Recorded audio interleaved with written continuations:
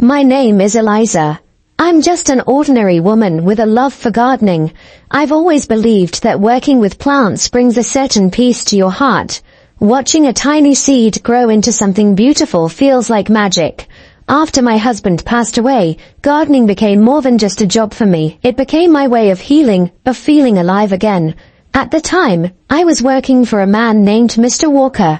He was 73 years old, a kind and quiet man who had been alone for a long time since his wife passed. I'll never forget the first day I met him. He stood on his patio, looking out at his overgrown garden. The roses were wilted, weeds had taken over, and the once vibrant space seemed tired, like it had given up. It used to be her pride and joy, he said softly, more to himself than to me.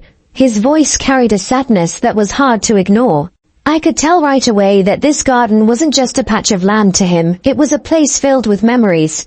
At first, I didn't think much about him beyond our short exchanges. He'd nod politely as I worked, and I'd offer a smile. But as the days turned into weeks, I began to notice little things about him. The way he lingered on the patio, watching me trim the hedges. The way his face softened when he spoke about his late wife.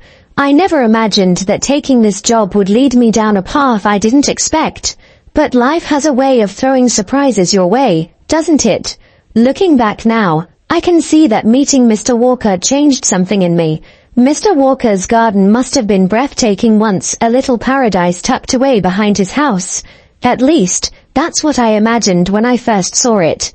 When I arrived, though, it was a different story. The flower beds were overrun with weeds. The once bright roses had lost their color and wilted, and the stone paths were hidden beneath moss and dirt. It was as if the garden had been forgotten, left to fade away along with the memories it held. As I stood there, taking it all in, Mr. Walker walked over, his hands resting lightly on his cane. He looked around the garden with eyes that carried a deep sadness, like he was seeing not the mess it had become but the beauty it used to be. My wife loved this garden, he said quietly, his voice heavy with emotion. She poured her heart into it, every flower, every plant. It was her pride and joy. After she passed, he paused, taking a deep breath as if the words were hard to say. I just couldn't keep it up anymore. It didn't feel the same without her. His words stayed with me. I could see how much this garden meant to him, how it was a part of his life with his wife, a piece of her that still lingered, even if it was hidden beneath the overgrowth. I looked at him then, this man who had clearly loved so deeply, and I felt a quiet determination rise within me. I'll bring it back, I said gently. I'll make it beautiful again, just like she would have wanted. He smiled at me, a small, grateful smile that warmed my heart. That was the moment I knew this job wasn't just about tending to a garden. It was about tending to memories, about helping a man reconnect with something he thought he'd lost forever. And I was ready for the challenge. I nodded, feeling a deep connection to his pain. I knew exactly what he meant, though my own loss was more recent, the wound still raw. My husband had passed away just a few years ago, and the grief was something I carried with me every day. It was like a shadow that followed me, sometimes heavy, sometimes faint, but never really gone. After his death, I had struggled to find meaning, to feel alive again. That's when I turned to gardening. There was something healing about it, something calming about placing my hands in the soil and watching life bloom from the ground. Each flower I planted, each weed I pulled, felt like a small step toward mending my broken heart. Gardening became more than a job. It became my refuge, my escape from the emptiness that loss had left behind. Being in Mr. Walker's garden, surrounded by its quiet beauty and its hidden memories, felt like the perfect place to heal, not just for him, but for me too. In nurturing the garden back to life, I was slowly nurturing my own spirit. One warm afternoon, as I was carefully trimming the roses, I noticed Mr. Walker walking toward me. His steps were slow but purposeful, and in his hands, he held a small wicker basket. The sunlight caught the edge of his glasses, and he gave me a gentle smile as he approached. "For you," he said, holding the basket out to me. "A little token of appreciation for all you've done. You've brought life back to this place."